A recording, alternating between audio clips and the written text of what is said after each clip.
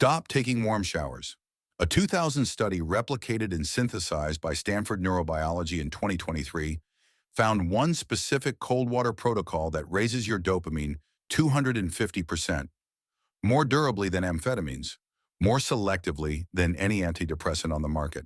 It's not a 30-second blast. It's not an hour-long ice plunge. It's way more precise. In the next 30 days, here is exactly how that one protocol rewires your brain, your metabolism, your immune system, and your mood without a sauna, an ice bath, or a single supplement. The number is 3 minutes at 11 degrees Celsius, 52 Fahrenheit, 3 times a week, ending cold. The original data comes from Šrámek 2000, published in the European Journal of Applied Physiology, replicated across 2 decades of cold exposure research and synthesized by Stanford's Huberman Lab in 2023. Šrámek measured norepinephrine, dopamine, cortisol, and metabolic rate in healthy adults exposed to 14-degree water. Norepinephrine surged 530%. Dopamine climbed 250%. Cortisol dropped. The dopamine elevation did not crash. It stayed elevated for hours. Stanford reviewed the literature in 2023 and identified the protocol that maximized the baseline shift while minimizing risk. 2 to 3 minutes at 11 to 15 degrees Celsius, 3 times a week, ending the shower cold.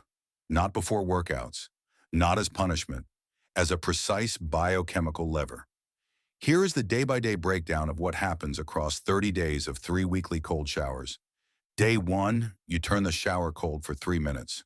Your sympathetic nervous system activates within seconds, releasing norepinephrine, the alertness neurotransmitter that doubles your focus and sharpens your visual acuity. Your skin's cold receptors, called TRPM, 8 channels, flood signals to your brainstem and locus coeruleus. Day 2, the second exposure is meaningfully easier. Your hypothalamus has begun adjusting your thermal set point. Day 3, your morning cortisol response gets cleaner.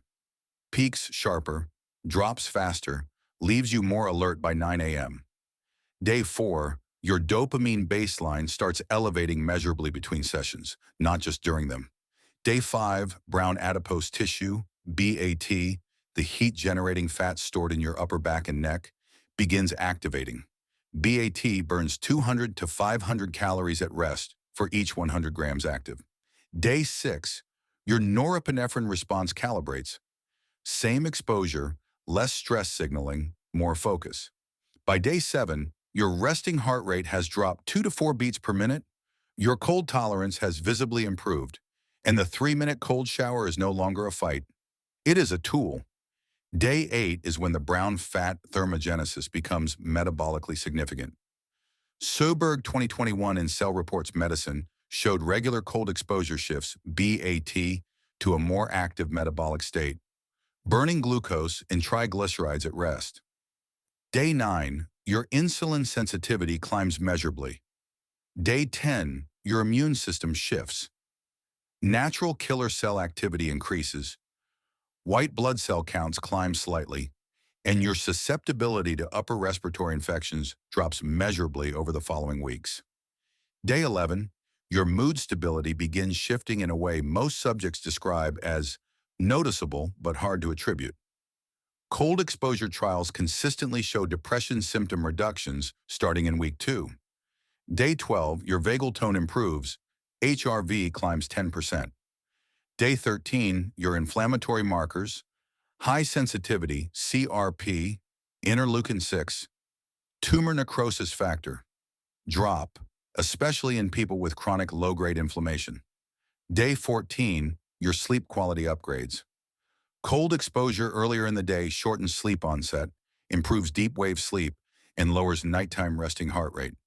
None of this required adding a supplement or removing food. 3 cold showers a week, 3 minutes each, 9 minutes total weekly investment.